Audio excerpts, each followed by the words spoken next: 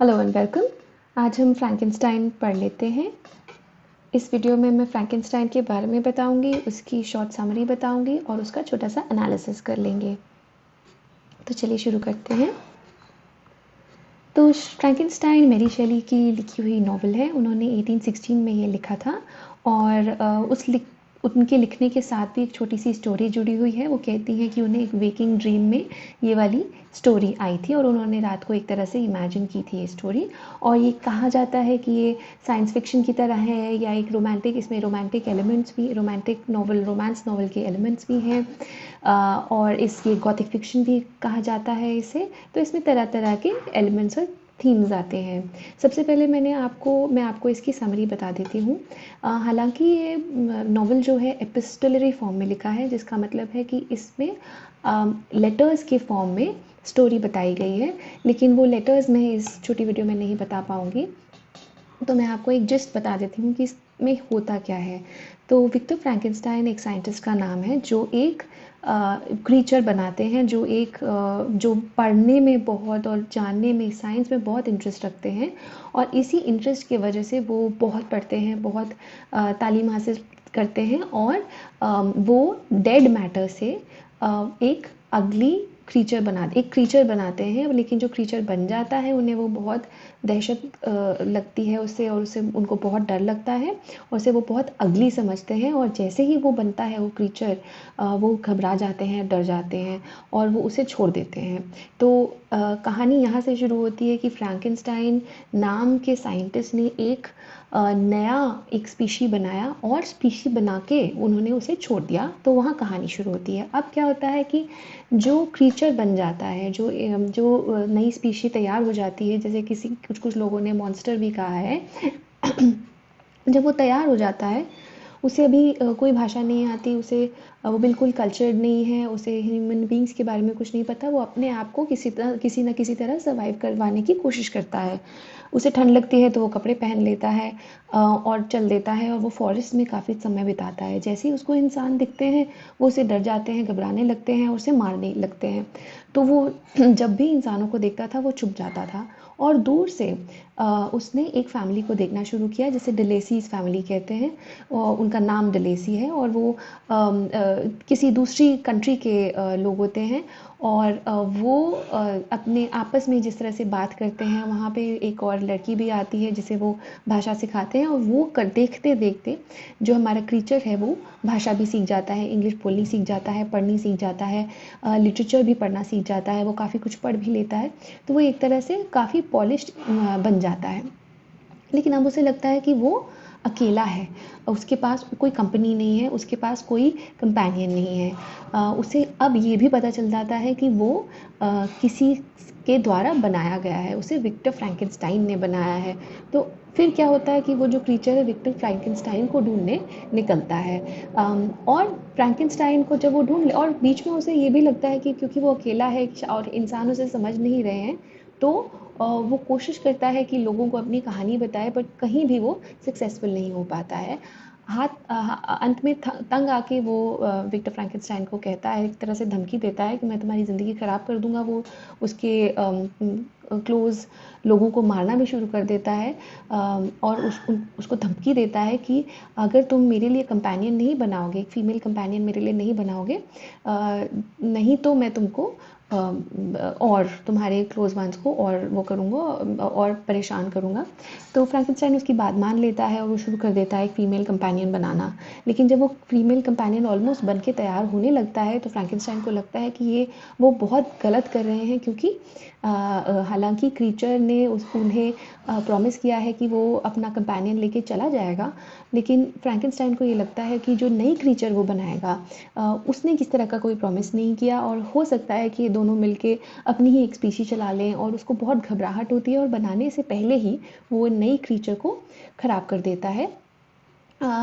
ये उसे जो क्रीचर है उसको देख के उसको बहुत गुस्सा आता है और वो कहता है कि अब मैं फ्रैंकेनस्टाइन को बिल्कुल उसकी लाइफ को मैं ख़राब कर दूंगा। तो वो उसकी बेस्ट फ्रेंड को मार देता है, उसकी ब्राइड को मार देता है और टुवर्ड्स द एंड फ्रैंकेनस्टाइन और क्रीचर के बीच में आपसी एक दूसरे को मारने का, एक बदले की भावना जो है, एक दूसरे को वो परस्यू करते रहते हैं। अंत में जो है फ्रैंकेनस्टाइन अपनी मिशन में सक्सेसफुल नहीं हो पाता है, उसे क्रीचर नहीं मिल पाता है और वो ढूंढते ढूंढते ही मर जाता है और ये कह के मरता है कि मुझे अभी भी वो अगर मिलेगा तो मैं उसको नहीं छोड़ूंगा। तो वो बहुत गुस्से में चला जाता है।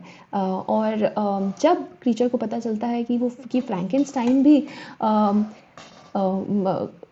मर चुका है और उसका क्रिएटर एक तरह से मर चुका है, तो वो भी कहता है कि मैं खुद को ख़त्म कर दूंगा। वो बहुत रिमोर्सफुल हो जाता है, वो बहुत डर जाता है, बहुत दुखी हो जाता है और कहता है कि मैं भी चला जाऊंगा। तो ये कहानी है फ्रैंकेनस्टाइन और उसके क्रीचर की। तो ये कहानी से मेरी शैली हमें क्या बताना चाहती है? सबसे पहले तो हम समझ लेते हैं कि उन्होंने 1818 में लिखी थी ये कहानी, और उस टाइम पे इलेक्ट्रिसिटी से और जो टेक्नोलॉजिकल चेंजेस हो रहे थे उसमें काफ़ी सारी डिबेट्स खड़ी हो रही थी, और साइंटिफिक रिस्पॉन्सिबिलिटी का जो क्वेश्चन है वो बहुत सामने आता है उसमें। वो इस टाइम पे बहुत ये डिबेट्स हो रही थी कि हमारी जो तरक्की हो रही है, जो ह्यूमन बींग्स तरक्की कर रहे हैं, वो हमें हमारे ही डाउनफॉल तक ना ले जाएं। तो ये क्वेश्चन जो है मेरी शैली अपनी नॉवल के थ्रू हमसे पूछती हैं, और वो रोमांटिक एरा को बिलोंग करती हैं। रोमांटिक एरा मतलब जो मैं स्टार्टिंग में भी मैं कह रही थी कि इस नॉवल में रोमांटिक एरा के जो फीचर्स हैं वो ये हैं। रोमांटिक एरा में इंडिविजुअलिज्म की, जो इंसान की अपनी ताकत है, उसके ऊपर बहुत ज़ोर दिया जाता है। तो और रोमांटिक्स जो हैं जैसे वर्ड्सवर्थ, शेली, पीबी शेली, कोलरिज, ये सब लोग अपनी इंडिविजुअलिज्म में भी बिलीव करते थे, लेकिन उनको साइंस में भी बहुत इंटरेस्ट था। तो और वो बहुत एक इंटेलेक्चुअल फैमिली से बिलोंग करती हैं, तो वो इन सारे के सारे ट्रेडिशन से बहुत इन्फ्लुएंस्ड हैं, और वो जॉन मिल्टन के कामों से भी इन्फ्लुएंस्ड हैं। जॉन मिल्टन, अगर आपको पता हो, जॉन मिल्टन ने पैराडाइज लॉस्ट लिखा है, और पैराडाइज लॉस्ट में वो बाइबल की कहानी, एडम और ईव की कहानी कहते हैं। तो वो इन्फ्लुएंस मेरी शैली के फ्रैंकेनस्टाइन में भी आता है कि फ्रैंकेनस्टाइन बार बार जो विक्टर का क्रीचर है, क्रीचर बार बार फ्रैंकेनस्टाइन को कहता है कि मैं तुम्हारा एडम हो सकता था, लेकिन तुमने मुझे सेटन बना दिया, जिसका मतलब है मेरी गलती के बिना मैं एक गुड क्रिएशन की बन सकता था, मैं एक नायाब क्रिएशन बन सकता था, लेकिन तुम्हारी वजह से, मेरी बिना किसी गलती के वजह से मुझे सेटन की तरह ट्रीट किया जा रहा है। तो ये चीज़ उसे बहुत परेशान करती हैं।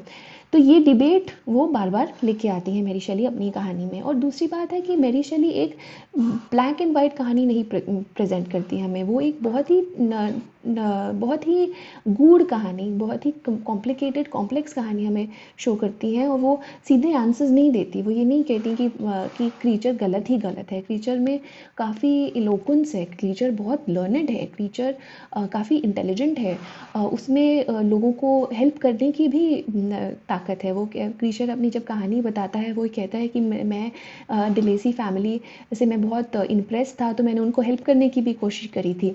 तो ये सारी चीज़ें, ये सारे ट्रेट्स हैं क्रीचर में। और यहाँ पे तो ये है कि इंसानों से उसे ज़्यादा तकलीफ़ होती है, इंसान उसे ज़्यादा थ्रेटन करते हैं, इंसान उसे मारने की कोशिश करते हैं, इंसान उसे जीने नहीं देते, लोनली छोड़ देते हैं।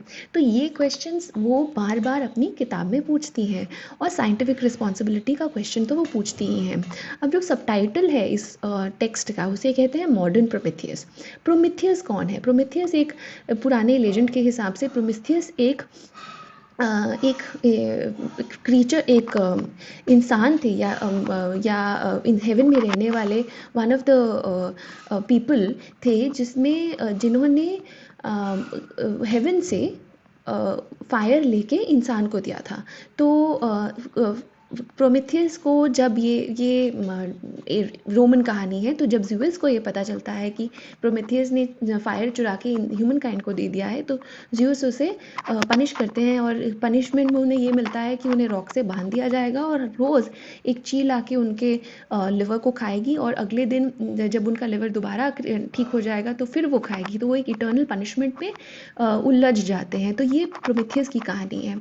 तो जो रोमांटिक्स हैं, मेरी शैली है, और मेरी शैली के जैसे और जो ऑथर्स हैं उस टाइम पे, वो प्रोमेथियस को एक हीरो समझते हैं। वो समझते हैं कि प्रोमेथियस जैसा हीरोइक फिगर आज के साइंटिस्ट में देखा जा सकता है।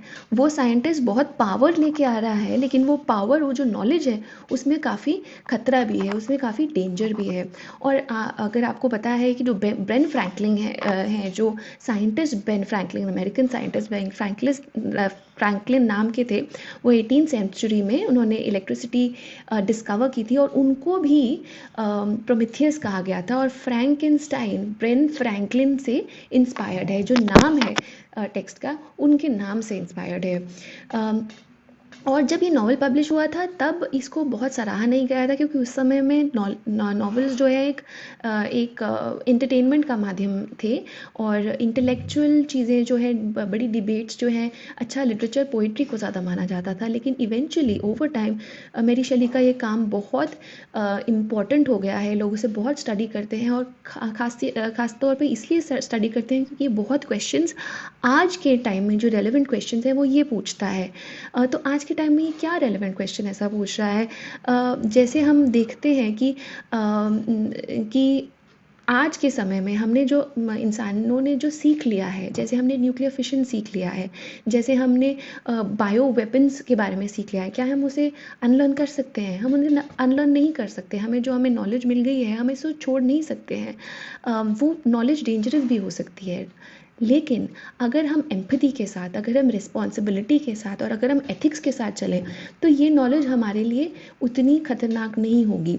तो साइंस और टेक्नोलॉजी और innovation should always be accompanied with ethics, responsibility and empathy. ये सवाल, ये चीज़ मेरी शैली ने 200 साल पहले ही कही थी, और मेरी शैली के अलावा और भी लोगों ने कही हुई है, और कहीं ना कहीं ये आज की सोसाइटी में भी रेलेवेंट है।